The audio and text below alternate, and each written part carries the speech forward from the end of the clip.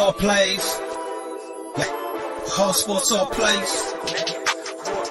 All sports, all plays. 365, we making up plays. We talking the game, get you through the days. We're high in the court, the dime in the lane. Variety topics, living the same. All presentation, sports information. Hitting the airways, taking the nation. All sport, all plays. Like working your faces. Grace at the field, so tie the laces. All sports, all plays.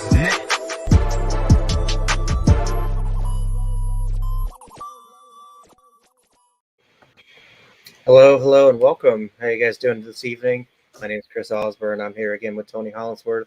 This is Blown Coverage, where we cover, blown coverage. College football, college playoff rankings. How you doing, Tony? How we doing, man? I'm good, man. I got back from the gym a few minutes ago. Just got out of the shower, so I'm ready for some football, man. I am so ready for Saturday. It's itching me. It's almost as bad as like the middle of July. And that preparation for your first game of the year, it's almost that bad. And there's no cream, no powder, nothing stopping it. It's just I'm just grinding my foot away on stuff. Yep. And I'll be honest, I'm excited for it because, and I know you are being a Georgia fan, because I want to see the Georgia versus Bama game.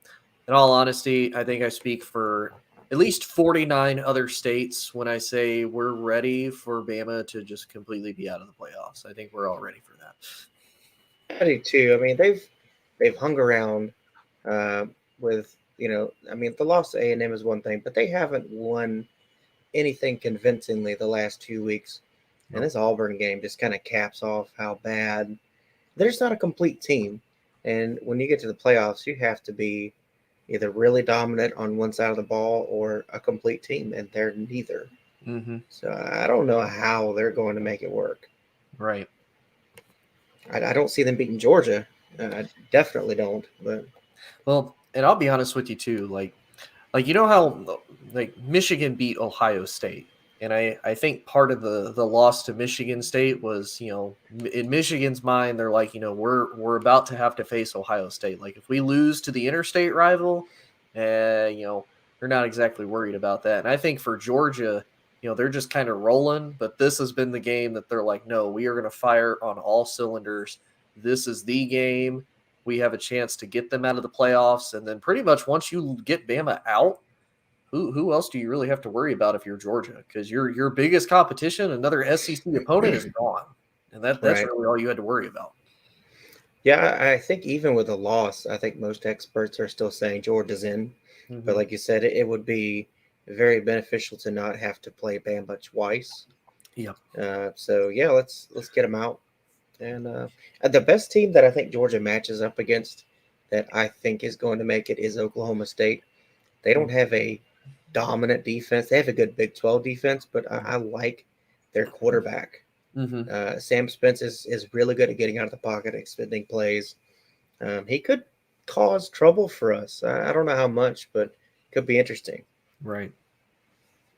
Yeah, no, I definitely agree. I mean, out of the teams that are in, because Michigan's not going to face them right off the bat. It's almost always going to be the 1 seed and the 4 seed. So I mean, if it is Oklahoma State, I see them being more of a challenge. If it's Cincinnati, I don't know how Cincinnati would truly fare with a big team like that. Because, I mean, that would be really Cincinnati's first true big team that they face all year. Really the first big team that they faced in a couple of years. And I don't really see Cincy as a complete unit being able to even compete with Georgia right now. If they get Michigan in the first round, I think Michigan rolls right over. I mean, that offensive line for Michigan and the defensive line is going to cause nightmares. Yeah. And to be honest with you, because if you look at really both the Michigan teams, neither one of them are really known for the passing game. Like neither one of them really have a quarterback or wide receiver that really stands out. They are all behind their running backs. Hassan for Michigan and Kenneth Walker for Michigan State. I mean, those were really the two big reasons why both of those teams have been rolling the way that they are. Once you shut down that run game, like you said, really the only other positive that Michigan has is their pass rush. But I mean, right. that can only hold you for so long, because if that quarterback can get the ball out of his hands quickly, your pass rush is non-existent. I will say that I was kind of impressed with. I mean, the defensive line's going to get a lot of credit because of the two edge rushers, but Michigan's secondary held their own. I mean, they had times where they were tested. Olave Mhm. made a few plays, but they bend but not break, and so I'll give them that. It, this game coming up though, against Iowa, I've already said a couple times Iowa's going to win this game, and I think it's going to be a 17-14 kind of game, Mhm. and I'm going to stick to that. So, talking about Michigan being there, I don't think they are there, you Right. know, but that's the matchup we have currently this week's rankings. Right. And I'll be honest, like I said, when we kind of talked about this, what was it, Monday? Hmm. Yeah, Monday. I kind of agree with you because Iowa to me has always been more of a defensive team, and offensively they're just not there. So I think you're right. If defensively if they can hold the stand, and if offensively they can just get a couple things going over that Michigan defense, I think you're right. I think they have a pretty good chance, and I think if they do, then the Big Ten is not going to be in the playoffs by no means. No, they're not going to shovel a two-loss Iowa team, No. into that. I think then you talk about Notre Dame being that fourth team. Hmm. I mean, if depending on how the upsets go, Notre Dame could be a 3 seed. We might be Right. looking at. I don't even know who four would be if there's that many upsets. I mean, do they put Bama back in? They really find a way to do that? I think they would just because if you're going to have a two-loss team, you would have to look at, okay, who are the two-loss teams that are going to generate us the most revenue? Who are going to Right. generate the most views? It's going to be Bama, and probably Ohio State is going to be probably your first two teams that they're like, all right, these teams, if we're getting two losses, these are the teams that we're bringing And Ohio State, though, that would be a riot if they put Ohio State in over what would be a two-loss conference champ in Iowa. Yeah, But I've seen stranger things. They right, had Michigan behind or ahead of Michigan State in the rankings. A week after Michigan State beat them. So right. I don't think the committee cares about hurting anybody's feelings. I don't either. And to be honest with you, even if there are all the upsets and Notre Dame gets the 3 seed, is Brian Kelly still the coach for that team? And does that potentially change whether or not he still goes to LSU? He's already out. He's already at LSU. Yeah, so I mean, So really, then how does Notre Dame go without their coach? right, and then if they don't make the playoff, you know what does that team do? Does everybody that's declaring, are they going to play the bowl game? Probably not, because they have nothing to play for. The coach is Yeah. gone. They're not playing in the playoff. Hmm. So I mean, that's kind of an all around up and down situation for them. Yeah. That's part of the carousel, though. That's what you get in college football. Yeah. And I know it's funny too because I know Kelly was actually one of those coaches. I don't think he was a big fan of A, players getting paid, and then B, he's never Right. been a big fan of players opting out of bowl games, to prepare themselves for the draft, which, to me, I've never really understood. It's like, well, for you, you're a coach, like, your job is based off of winning. Whereas for these kids, their job is I want to potentially move forward in this whole progression. I want to get paid to do this professionally. I'm not really worried about playing in, like, the Peach Bowl or, like, the Outback Steak Bowl. Like, this doesn't matter. Like, a win is a win, cool, but it's not the championship game, so it doesn't mean as much. Exactly. And then the president was said a while back with with players like Leonard Fournette, who knew he was going to be an early first round pick at LSU. So he basically sat out the ball. I think he sat out the last 2 or 3 games. Yeah, even the same if you remember with I think it was Nick Bosa for Ohio State. Yeah. The spring that he was eligible. Yeah, he sat out like half the season.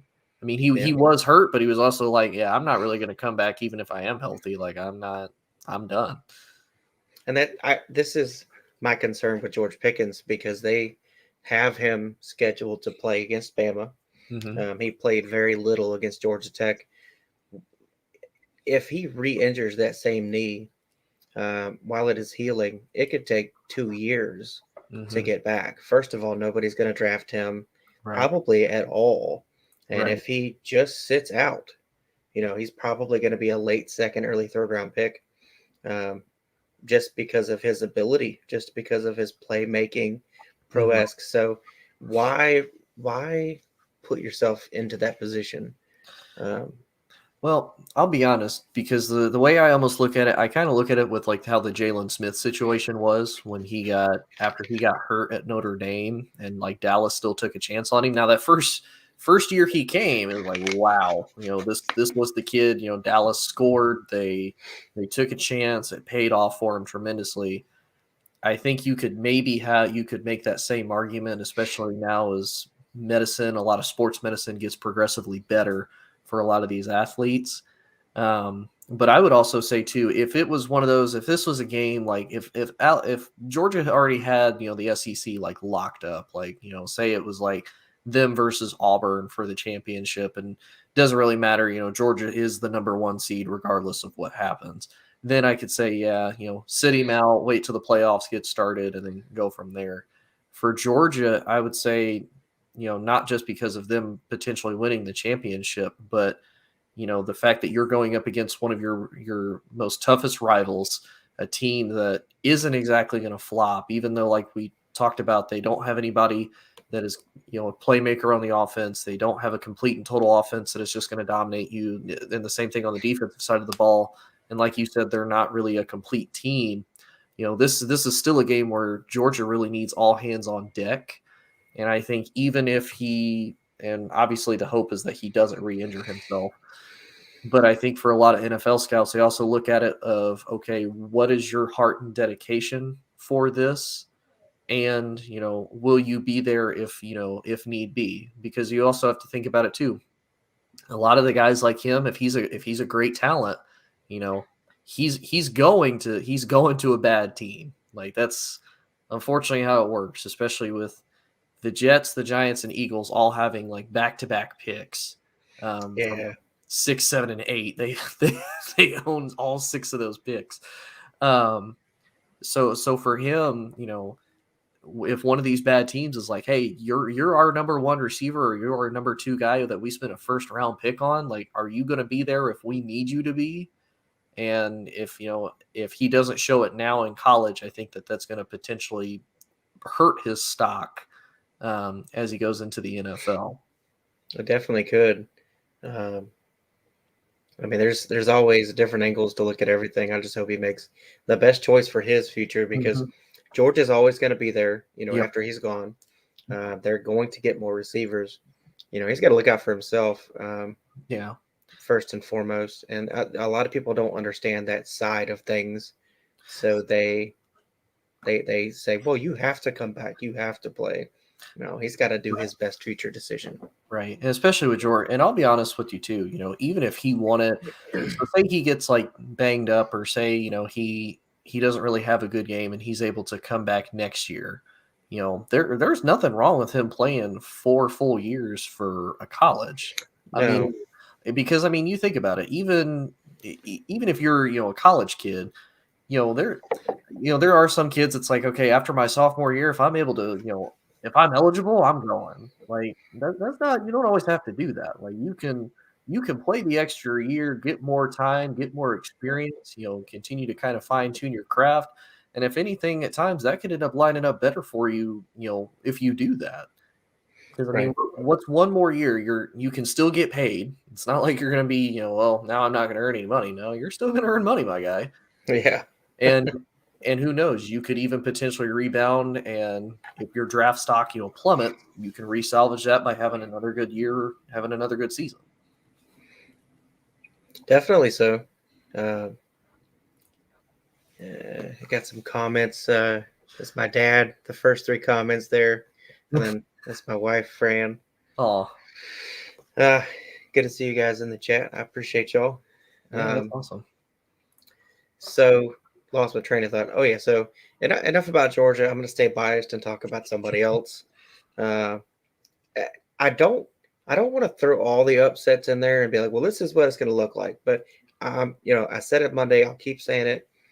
This is going to be an upset weekend. I don't think Cincy wins. I don't think Michigan wins.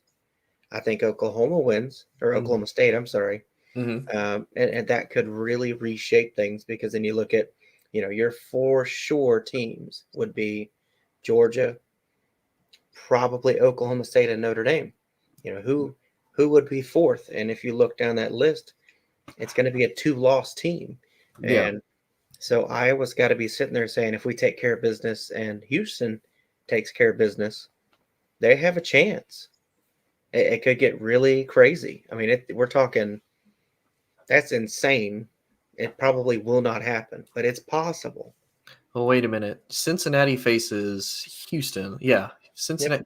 Yep. So, well, hear me out on this, because you wouldn't necessarily have to have a 2-loss team. So hypothetically, since Cincinnati is, ranked number 3 right now, if Houston beats them, Houston's ranked 16th. If Houston beats them, they would be 12-1. They'd be winners of the AAC. I mean, if the 16 seed can upset the 3 seed, you could almost make an argument that they could be the 4th, because then they'd be 12-1. And, it's not like then Houston couldn't say, well, we have a big win of our own. Houston actually they have an 11-game win streak right now.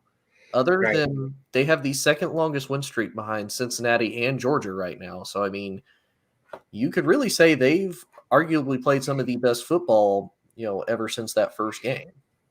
I think the reasons though, they're not Power 5, which the committee's always going to put that emphasis there. Conference championship's great, but their loss, albeit first game of the season, I believe was Texas Tech. Correct. And it was 38-21. So, and I mean, look at Texas Tech; they were nothing to shake a stick at this season. So it really, when the committee breaks down, you set all these resumes up, you put your 1 losses together, which presumably, even if things didn't be an upset, you got Notre Dame, Cincinnati, who would have lost to Houston. Right. It'd be hard for me to say a non-Power 5, 1 loss, even conference champ. I mean, they won't even put Cincinnati at 2 over a 1 loss anybody. They wouldn't do it for Bama. They wouldn't do it for Michigan. That they don't want to give credit to a non-Power 5 team. And I understand it, and it's not fair. But so I really think it'd be really tough sledding to put Houston in there. Right. That'd be a long shot, unfortunately. I'd love to see them get a chance. I just don't see it happening. Right. And that's kind of my thing is, I would love to see the chance. And I think that's kind of the thing that really frustrates a lot of people, at least from the college perspective. And obviously that's the big reason why they want to expand the playoffs, is because, you think about it, you could easily make the argument, well, Houston's 12-1, why can't they be in? Whereas, but like we talked about earlier, who's going to really draw more who has a bigger fan base, who's going to draw more viewership, who's going to pay more money for the tickets to go to some of these games, your Ohio State fans, your Bama fans, your Michigan fans, your all these different fans across all of these, Oregon. Well, Oregon, I feel like would be a really big stretch, especially with the Pac-12, and them being, ranked 10th right now. But yeah, I really think most of them, they would be better options as far as a financial decision. But yeah, I do kind of agree. It sucks that Houston isn't a Power 5, even though they're moving into the Big 12 in a couple of years. So if they can do it again, they have a little bit more legitimacy. But we'll see how that goes, though. And you talk about the financials. I mean, imagine this: Cincinnati and Houston. If either team makes it, do they sell out their tickets for a playoff game? And let's be honest, I doubt it. Right. Their fan bases are not as big, and it'd be kind of a 50-50 shot whether all of their fans, there's enough to sell that many tickets for this kind of game. Mm-hmm. Houston, especially, that's not a very big fan base. Right. So I can see the money side being an issue, but you just have to hope the best teams get in. Yep. That's all you can hope for until we expand to 8, because you expand to 8 and the talk is, who's that 3-loss team that sneaks in? Right. Well, and I do think I think it helps, though, because then you can have a little bit more flexibility. If you do have like a 2-loss team of, okay, well, who's the best 2-loss team out of this? Who have they lost to? I think it gives a little bit more flexibility, because you think, how many times have we ever seen a playoff ranking where, you can get in with one loss, but you got to hope that everybody else has a one loss too. Like Right. you can't afford to screw up. But again, it hurts colleges, such as Cincinnati this year. Look how long it's taken them to be able to even be considered like, yes, they are in contention for a playoff spot finally, even though they're not a power 5 school. So to me, I think it helps. It gives more flexibility. Now the bad part is obviously they're going to try to give precedence to those power 5 schools. And it's also crazy because literally I think I saw an article where, what was it? The Big 12. No, not the Big 12. No, it was the Big 12. The Big 12, the Pac 12, and the Big 10 have created like an alliance with each other. Yep. All to combat against the SEC. Absolutely. We had this whole super conference talk because with Texas and Oklahoma joining the SEC, I mean, strategically they joined the West in a team. I think Auburn would be the team to go to the East. But that's 16 teams in the SEC. Right. That's the most by any conference. They can't go to 18. I believe the rule is 16. If you go to 18, you have to split into 2 conferences. So we had this talk of, well, if more teams wanted to join, they could be the Southeast Conference, the Southwest Conference. Right. And So, I'll be right back. My food just got here, so I will be right back. no problem. I got you. While he's away, let's go ahead and go over the rankings real quick in case you didn't know that they were what they are. So Georgia State's number 1. Michigan getting that win over Ohio State. They moved up to number 2. Some people would say that's not a good deal, but they did the same thing for Ohio State when Ohio State beat Michigan State. So I'm totally okay with that. Bama at 3 is I don't know if I can agree with that because they barely beat Auburn, who has struggled to beat half of their games. I mean, they haven't been a great team. I would have had Cincinnati at 3, Bama at 4, but I think that's for this game coming up with Georgia. They want to be 1 versus 3 instead of 1 versus 4. Anyway, Cincy at 4, Oklahoma State at 5, Notre Dame at 6. I like the jump for Oklahoma State at 5. It puts them in a position now. They win. It's going to be really hard to keep them out because even if, like, let's say Bama wins, Georgia's going to be number 4. Cincinnati and Michigan win, they're in. It's almost a toss-up between Oklahoma State and then 1 loss Georgia. I think they give it to Georgia, but by putting them at 5 and not Notre Dame, they no longer have to jump somebody to be in. So I like that. But plus, Notre Dame doesn't have a conference, so they don't even have a conference championship game. I don't want to see Notre Dame in anyway. Honestly, they have a very weak schedule. Their 1 loss is to Cincinnati. I just don't think they truly belong this year. They've had good games, but they haven't had good opponents. So then it was Ohio State at 7, Ole Miss at 8, Baylor at 9, and Oregon at 10. That's a team, Baylor, that we were just talking about, who would be a 2-loss team that could sneak in. I think it might be Baylor if they, blow the hedges off of Oklahoma State. They might sneak into that talk for the right upsets, but I don't think so. Well, I don't know because I kind of agree with that because looking at it, Oklahoma State's 5 right now. If Baylor wins, but again, I mean, who's to say that they deserve to be in more than Bama? And even as much as I don't really want to give Bama credit or put Bama in there, if say Bama's a 2-loss team, you look at all the teams that Bama has beaten. Kind of the same with Ohio State, same with Ole Miss, even Bama Oregon should already have 2 losses. They should. I agree 100%. That if that Auburn if the Auburn running back stays in bounds, it doesn't run out of bounds, we are talking about a whole new playoff scenario. Yeah. Oklahoma State's already on the inside, looking out. Right. So I know we hit Monday on all the coaching changes and this kind of stuff. I just kind of want to revisit the Lincoln Riley thing because they're starting to release more details. $11 million a year was his contract. They paid him $500,000 over value for both of his houses. They bought him a $6 million house, and of course 24/7 family use of the private jet. Those things are very enticing, and there's going to be certain hate by other coaches, I'm sure, because he got a one of a kind deal. You're not going to see that anywhere else. But you have to remember that USC is a private school. They don't have to get permission from the state of California for a salary jump. Nothing. What they pay their coach is their business. Yep. But I will say I'm disappointed that Lincoln Riley sold out. He went to a lesser school, in my opinion. That's not a promotion. He's taking a chance for the money.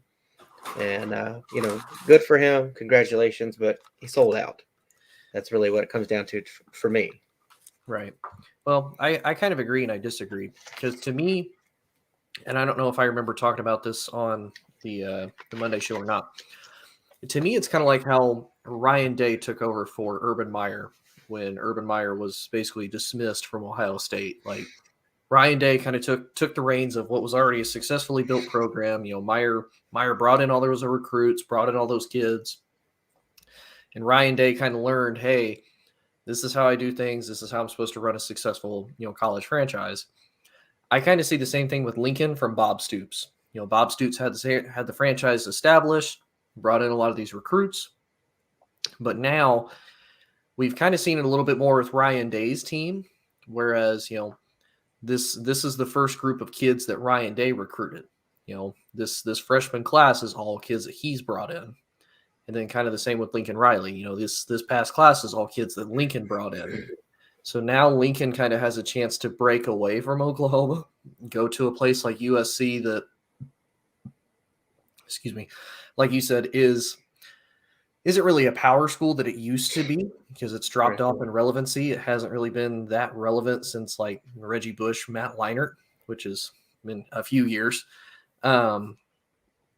But now he has a chance to kind of establish himself. He doesn't have to be like, oh, well, you're succeeding because all of the kids that Bob Stoops brought in. No. Right. Now he has a chance to build his own team, recruit his own players, implement his own system in a team now that can be purely made from his image. But to me, USC is one of those, like you said, it's kind of a downgrade. You do have all the talent there in California because California is known for churning out football players like nobody's business, and you have a ton of recruits in your backyard. But making all of those players fit, and if it doesn't fit, then you are kind of SOL because now you had a good thing with Oklahoma, you knew what worked, you tried a new thing in a new place, and it didn't work. So now where do you go from there, especially if it fails? I don't think he'll fail. I think he's going to do really well. I mean, that entire Pac-12, there's maybe every year a handful of teams that are even top 25 caliber. Oregon isn't Oregon anymore. Right. When Utah is the team that everyone's like, oh, wow. Mm-hmm. Something that's like the ACC. Yeah. Take away Clemson. Who do they have? Right. Well, and I agree with you because really, if you look at the Pac-12 over the last few years, even when Stanford was decent, Oregon was almost always kind of a consistent, and I think the committee almost gives Oregon a pass pretty consistently. Yeah, because they're really going to be the only Pac-12 team that has any type of recognition. Because Oregon does have a pretty big following because Oregon doesn't have a professional football team. The closest one is Seattle. And the fact that they have what a lot of people would consider the most interesting uniform combinations that we've ever seen. They have like 1,000 uniforms that they wear and different combinations that go with them. So that's that exclusive contract they got going. Exactly. Yeah. I mean, it works for them. I'll give it to them. It does. But I think there's certain conferences like Oregon that without Oregon and USC, the Pac-12's always a lame duck. I would say the same thing about Big 12 going forward, and you can say it about Texas now. Without Texas, the Big 12 has been really raw. Mm-hmm. And Oklahoma's tried to carry that, and they've had a few good seasons, but no national championship appearances. Mm-hmm. There's not a national championship team coming out of there. Right. So I Yeah. think And he'll do. Go ahead. oh, sorry. Yeah, because looking at the schools that are still going to be in the Big 12, and then the schools that are coming into it, you've lost one of your big names as far as Texas goes, because Texas was with them forever. Texas is kind of like how Oregon used to be. They were almost always the big school that everybody knew, everybody always wanted to go to. Then you had Oklahoma was kind of the same way. Now who do you have in that conference? You have West Virginia. A few years ago when they had Will Grier, they were decent. You still have Baylor, but Baylor hasn't really been that team since Robert Griffin III. Kansas State, Oklahoma State, kind of Iowa State, So I mean, and that's probably your biggest name teams. And then as far as recruiting goes, the biggest team that they brought into me was UCF. And I only say that because, from 2017 and 2018, they went undefeated, and UCF claimed that they were the national champs, or for whatever crazy reason, because Florida's a little bit crazy. But I mean, that's really the biggest team that you brought in that could even begin to generate something of that caliber. And even then, that's a big reaching stretch for the Big 12 as far as what teams they added in. Yeah, it's almost like they're not a Power 5 conference after Oklahoma and Texas are gone. No, like you said, I would kind of compare them to the ACC. They have big name schools, but like you said, take Clemson out. Who does the ACC have? Nobody. And now the fact you've lost Texas and Oklahoma, who does the Big 12 have? Yeah. It's hard for me to even say one school that's like, yeah, they're pretty consistent. Like they're not up there, but they're decent. Well, depending on sport, but Power 5 basically only is mentioned for football. Mm-hmm. So I mean, cool. Pac-12, you guys have basketball teams. Big 12, you guys play good basketball. That's great. Mm-hmm. Where are you at for football? Mm-hmm. Revenue-wise, football has basically always been the king. Yep. And so that's the sport that gets judged conference by conference the most. Right. Well, and to be honest with you, that's usually the big money draw in for a lot of these schools. Right. If you look at the exception of like Duke and Kentucky, two schools that are absolute hot garbage when it comes to football, but they're great basketball schools. Same with Kansas. Kansas is terrible at football. Yeah. Yeah, basketball. They're good at that. Yeah, definitely.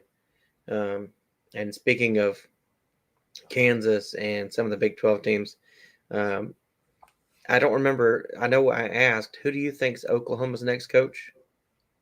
I don't know. I've seen a lot of people say that they're potentially leaning towards the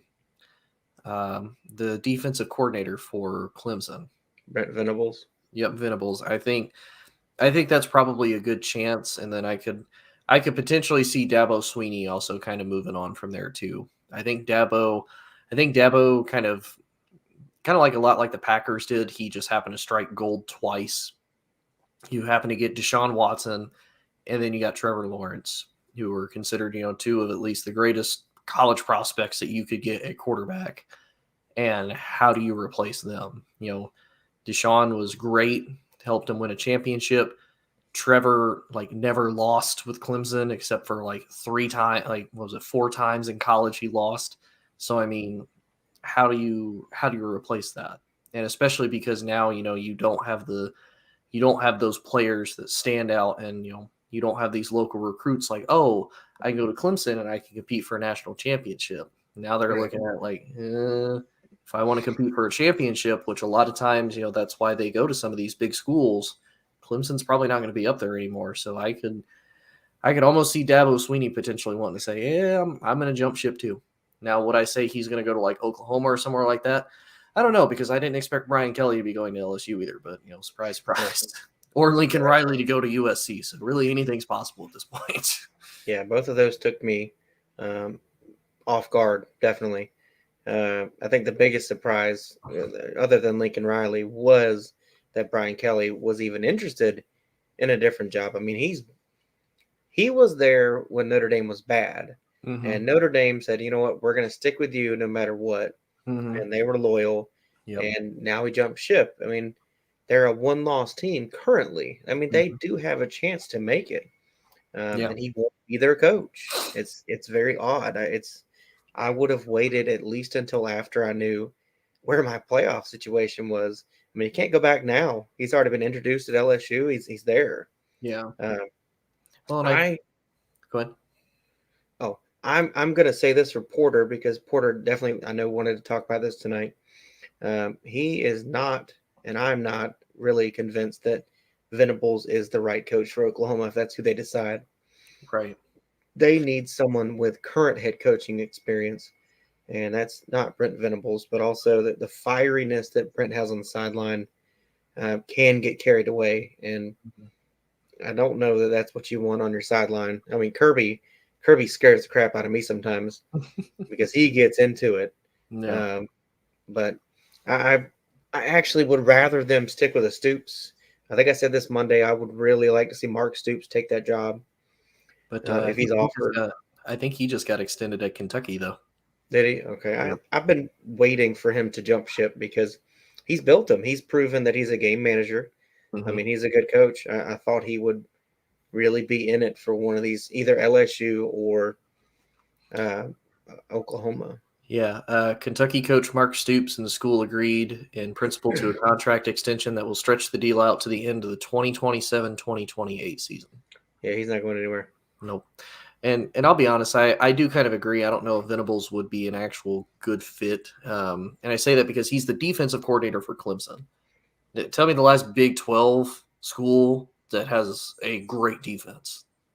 The only reason it would make sense is if you're trying to transition, like if you're the athletic director for Oklahoma and you're saying, okay, I'm not hiring a coach for this year. Yeah. I'm hiring a coach for 2024 when we join the SEC. Right. But, I mean, that's a stretch. Even for Venables, he's not an SEC coach. No. He has played maybe 6 games against SEC opponents. Yep. So that's why I don't think he's the guy. And I really thought Lane Kiffin's not out of the question for me. I could see Lane Kiffin taking Oklahoma. I mean, he's done good at Ole Miss, and it might be kind of a sidestep, but in 3 years they're right back in the SEC, and he's still an SEC coach. Yeah. So that's another one we didn't talk about Monday that might be an option. Right. And yeah, I'd agree because when you go in the SEC, with the SEC is probably the most balanced of the Power Five when it comes to you have to be good on offense and you have to be good on defense. You can't be like the Big 12 and kind of like the Big 10 where you're all offensive driven and you just got to have like a semi decent defense, and with the Pac-12 too. I mean, it's not even like they're a defensive heavy, conference. They're one of those, whatever happens to work type thing. But yeah, I don't think Venables would be an amazing fit by no means. I think Lane Kiffin would, and I think for the fact that you are the Big 12 and you're coming into the SEC, you have to kind of still stick with what you're good at, and that's offense. Because defense is one of those, yes, can defense win you championships? Yes. And do you always want to just try to outscore your opponent? No, because that doesn't always end well. You want your defense to at least get a stop somewhere. Ask the Kansas City Chiefs from 2018 about getting a stop on defense. Yeah. But yeah, I kind of like you guys said, I don't know about, hey, you're going to be our guy. You're going to be our transition guy when we go into the SEC. Good luck. Because, I mean, like you said, if Clemson only played, the SEC about 6 different times, to tell me a time they held an SEC team under 21 points. Unless it's Vanderbilt. I'm not sure they ever did. Right. And that's not really a knock against him, but because, in college, you kind of have to score big. Otherwise, you're probably going to get the boot. Right. But I mean, as a defensive coordinator, especially going into the SEC, that's not what you want to have on your resume of, oh yeah, we're going to give you at least 21 points a game. Like, no, Yeah. no, we're not going to do that. We can't have that. Well, I just hope they get somebody that's balanced. It's a good game manager. Mhm. I think Fickle will probably come up. I expect him to at least be talked to or talked about. But some people are saying Coastal Carolina's coach is a possible because he has a very good offensive system. I think that's a really big stretch, and I think it would be hard to sell the current recruits for next year. Yeah. And the year after that to stay for a guy that's never won a game against a Power Five. I don't think he's even played a Power Five team. I don't know if they have or not, but I mean, kind of like you said, I mean, Coastal Carolina is not terrible. They've been ranked a few times this year, but yeah, I mean, that's kind of the other bad part when you do a lateral move. Like, oh yeah, he's a previous head coach, but that's kind of like being the valedictorian for like a homeschool. Like, yeah, you're great, but you're like the only one. Exactly, and I just don't want to see the guy fail. Based on the success he's had at his level. The expectations are going to be huge, and they're not always met with great goals and that kind of stuff. Mario Cristobal, somebody said he was a candidate. I don't know that he would take that job. Yeah, I don't know if he would either, to be honest with you. The Big 12 is not his style. I didn't think the Pac-12 is his style, but he's making it work out there from time to time. So, and I'll be honest, that's kind of the other thing that I'm wondering with Lincoln Riley as he goes to USC. Is he going to try to bring that that Big 12 mentality over with him in the Pac-12, which may or may not work? I don't know that it'll work or not. It's gonna be interesting. I looked up. So this is according to the Game House. I don't know how accurate they are, but they have 5 potential people. The first one actually being Josh Heupel. Spent 1 season at Tennessee so far. They have him listed as number 1 for the potential head coach. They have Brett Venables, Jay Norvell, helped Nevada. They have Alex Grinch, which I think he's the defensive coordinator for Oklahoma. And then you have Matt Campbell from Iowa State. Everybody's listing Matt Campbell, but there's no way Oklahoma's going to pull Iowa State, who 0 conference championships.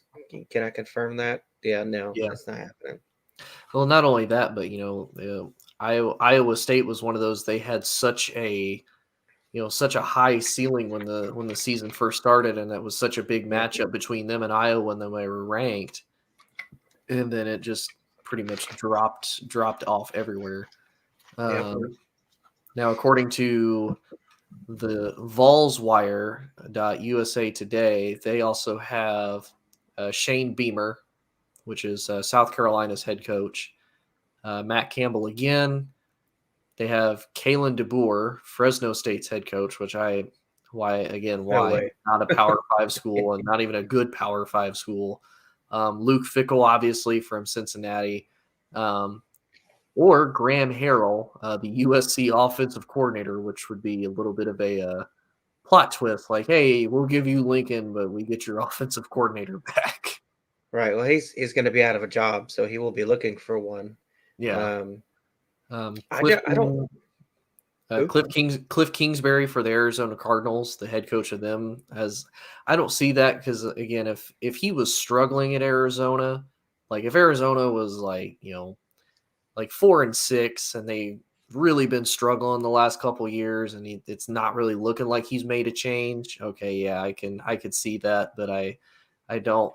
Here is one that, as much as I wouldn't want to see it as a Cowboys fan, the offensive coordinator for Dallas and Kellen Moore wouldn't necessarily be bad. I said that Monday.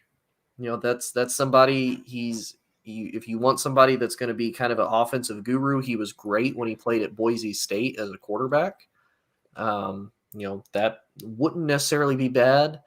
They even have apparently Sam Pittman, Arkansas's head coach, which I don't I don't really know about that one either. I mean, No. not necessarily bad. He did well with Arkansas. It's an SEC coach. I mean, that wouldn't necessarily be terrible. That would get you the SEC experience. He would kind of have that couple years while he's in the Big 12 to kind of build his team and prepare them for the SEC. So it wouldn't be awful, but I don't necessarily see him leaving Arkansas, especially considering Arkansas was so competitive this year against some of these bigger name teams. Several. Yeah. Yeah.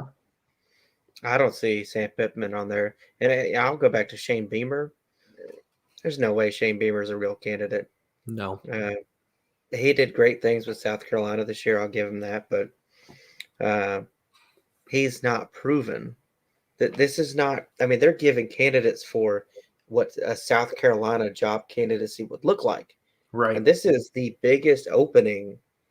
That's left. Yeah. This is probably the biggest opening since Georgia got Kirby Smart. I mean, it's that big. I would say it's I would say it's first, but I mean, really, you think about it. You know, there's now there was four big openings. I mean, one kind of filled another. You had Oklahoma that ended up being left open. You knew LSU was going to be open. A few weeks ago when they said, "Hey, we're done with Ed Orgeron. Like we're done." Florida, as soon as they lost to Missouri, they immediately let their head coach go. And now technically Notre Dame. So I mean that's four teams that realistically, you think about it, the last couple of years, all of those teams have been in contention. I mean, Florida gives Alabama, Georgia, all of them a run for their money almost every year. If I was going to rank those teams in order, though, I would have Florida last, and that's simply because, and it shows with the Bailey Napier hire, that was not a destination. You know, it used to be. That's how they ended up with Muschamp and how they ended up with Dan Mullen. But right, you know, Georgia has put everybody in the East in a situation. You have to win the East to keep your job.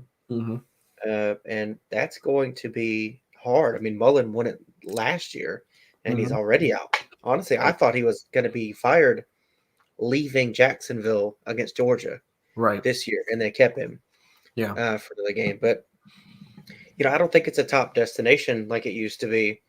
The reason I say Oklahoma is the best destination in a very long time, you know, well over LSU.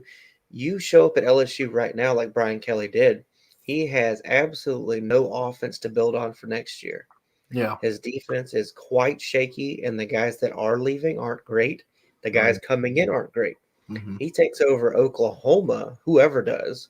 I mean, you've got, even if Caleb Williams does transfer, they have 3 former 5-star receivers. They have 2 really good running backs behind Brooks, a built offensive line, a defense you can work with and mold. You're not walking into a 4-8 team. You're walking into a contender. And LSU was not a contender. Yeah. So that, to me, that's the biggest difference. Florida was not a contender. I promise you, I said midsummer, Kentucky's going to finish second in the SEC East. Yeah. There was never a doubt that Florida was going to be a flop. Right. But well, do you think? Well, I wonder too, because I noticed this with LSU, especially after they won the championship and all those players left for the draft. I feel kind of the same way with Florida. I think it's one of those. They had Kyle Trask. They had Kyle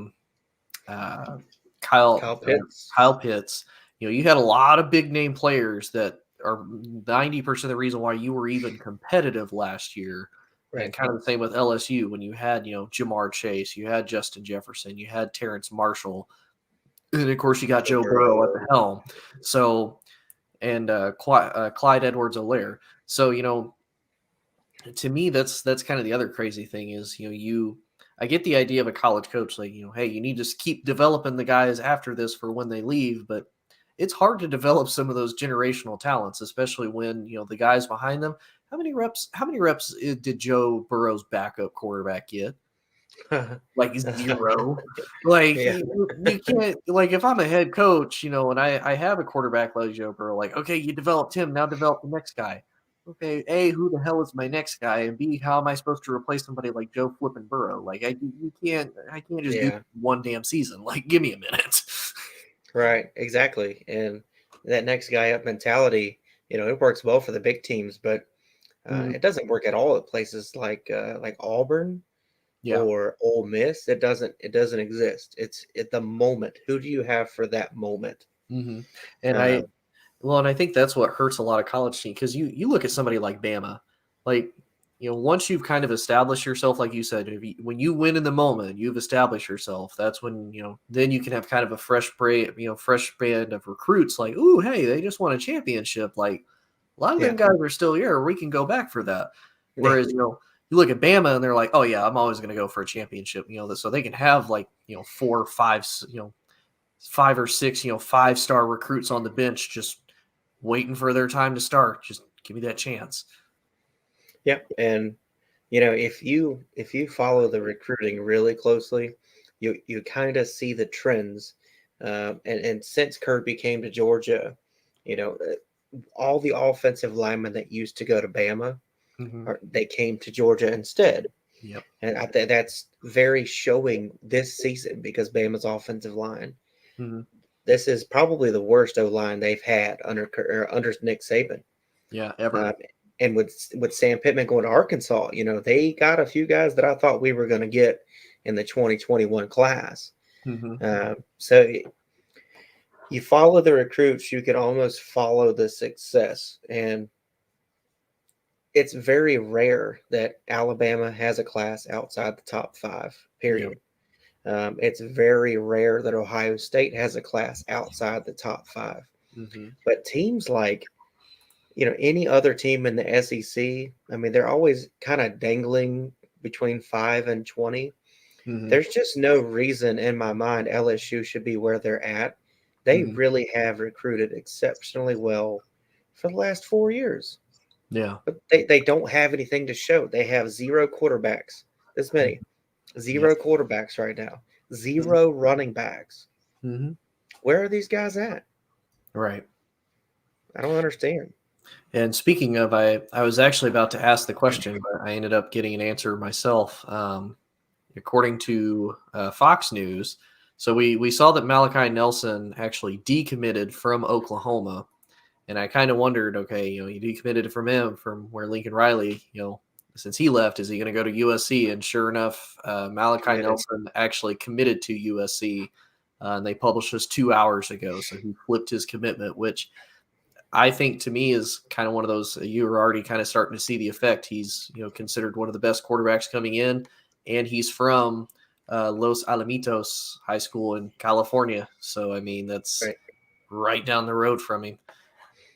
Yeah, so they're talking about there's a few things that are going to change because Raleek Brown is I think he's the number 2 or number 3 running back in the class. He's also committed to Oklahoma. But, now they're really looking at him to flip to USC. And those are instant impact kind of guys. Obviously, the quarterback's 2023, but Brown is class of 2022, I believe. So he'll be able to come in next year and help. I wish him the best, but like I said, I'm concerned for the sake of the game that the money was too good. Mm-hmm. And I feel like he gave up his love for the game for money. And when you start doing that, I don't pay much attention to you anymore, honestly. Well, and it kind of makes me wonder too, because you look at Lincoln Riley, he was considered to be a head coach for a lot of NFL teams last year. Right. Or not last year before last, because I can't tell you how many times being a Dallas fan, I saw articles like, oh, Jerry Jones is going to hire Lincoln Riley. Yeah. You were not going to strike gold twice with a college coach coming out of Oklahoma. No. No. And not especially with a guy that is going to have to put up with Jerry Jones. Absolutely no. I don't know how anybody puts up with Jerry Jones. I don't. As a Cowboys fan, it's hard.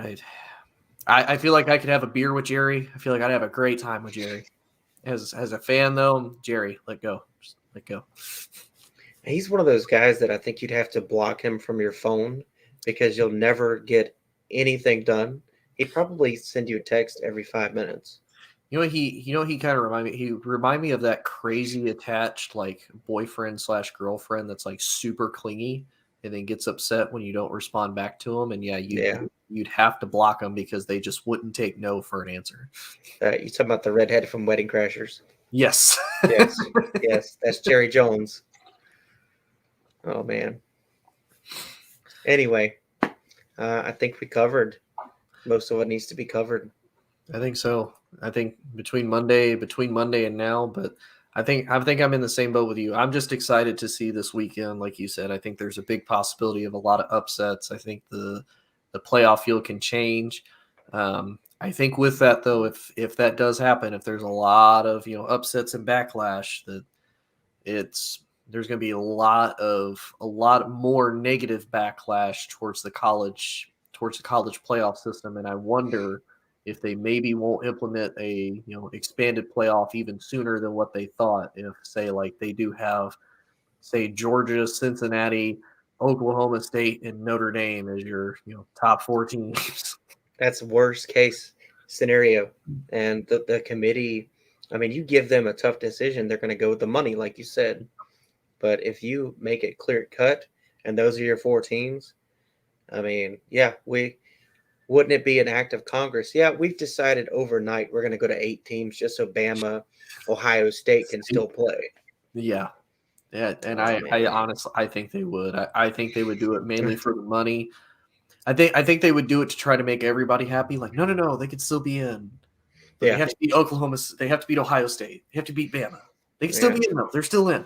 Don't worry. We kept them in, but we're bringing in others too. Yeah, you never know when you leave these kind of decisions up to rich people, okay, who sit in a committee room and make decisions for the group, like government. That's what you get. You get the worst case scenario, privatized insurance. Yep. All of it. Yep. I'd agree wholeheartedly. Anyway, so Monday, instead of doing Loose Lugs NASCAR, still nothing NASCAR, we'll do Loose Lugs college football because I think the committee does Sunday playoff selection. I think they do, yeah. Either Sunday or even if they do it on Monday, it'll pretty much be finalized by the time we start. So yes, and I mean, depending on who wins, and it could be a tough decision. It could be really rough one, Yeah, 100%. I do believe it is Sunday though. I can't find it on the internet, but I believe last year, it was Sunday when they put out the final rankings. Usually, even through the regular season, they have the rankings by like Sunday afternoon, Sunday night. Anyway, I think we've covered it all. If we didn't, hit us up. Yeah, hit us up, or we'll cover it on Monday. We'll get there. We'll be here. Thanks again for putting the show up for us, man. I appreciate it. I had a good time. Yep, always a blast. Let's go. We'll have to try to drag Porter in here. Definitely go Dogs. I'm not even a Georgia fan, but I am a fan of any team that faces Bama. I am a fan of any team that faces the Roll Tide. Yeah, I'm in. All right, man. Have a good evening. You guys have a good evening. We'll see you Monday. All righty. Whole sports, all plays. Yeah. Whole sports, all plays. Whole sports, all plays. 365, we making up plays. We talking the game, get you to the days. We're high in the court, the dime in the lane. Variety topics, living the same.